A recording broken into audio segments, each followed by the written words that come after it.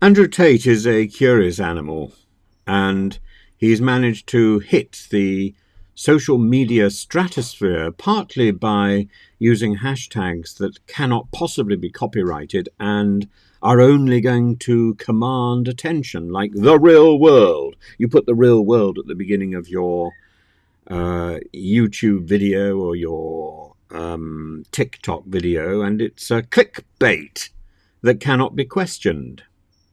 And whether or not Andrew Tate himself is actually promoting misogyny, I don't know. I've looked and looked at the evidence, and it doesn't seem to me to be at all as compelling as the BBC claims. I think the point is he's managed to irritate the mainstream media to such an extent that whatever he says, whatever he does, is likely to command hostility. And the second point is, so even if I'm in doubt about whether or not the actual claims against him are substantial, the influence that he's had seems to be hugely negative. And he may not be directly proposing misogyny, but his followers definitely are. Now, should he take responsibility for what his followers say and do? That is the much bigger question.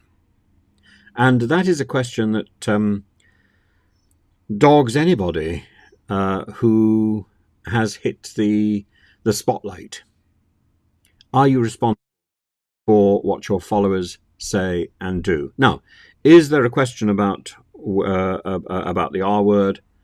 I think there probably is, and there probably is a question to answer. But his activities, his personal activities, his use of OnlyFans, or his alleged use of OnlyFans, and his alleged personal activities, it doesn't make for attractive reading. But the level of opprobrium that surrounds his name, I think, is out of all proportion. And when you listen to him, I have listened to him, I think, well, I don't like what he says, but I can't see a great deal of harm in what he says. But then on the other hand, there's an interview that he did with a BBC interviewer, and it's a very it's a quite aggressive, combative BBC interview. There's no question at all about it. But and the interviewer gives as good as she gets.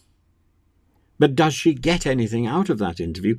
I'm not sure she does. I'm not sure we know more about Andrew Tate after that interview than we knew before.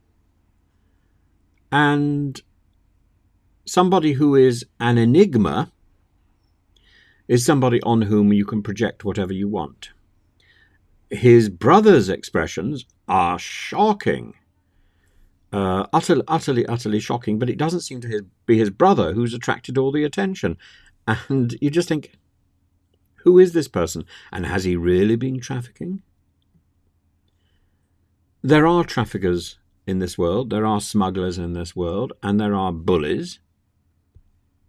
Is he any one of those? And the answer is, I don't know. Does that justify him being locked up for so long under house arrest? I don't know about that either. I'd be very interested in your points of view, because I think I require some clarification, and I think probably everyone else does as well. But can we avoid the slogans? If you have information, please can you add it in the comments below? But can we avoid the sloganizing? Because as I say, I learnt nothing from the BBC interview at all, except that Andrew Tate is extraordinarily eloquent. That's all I learned.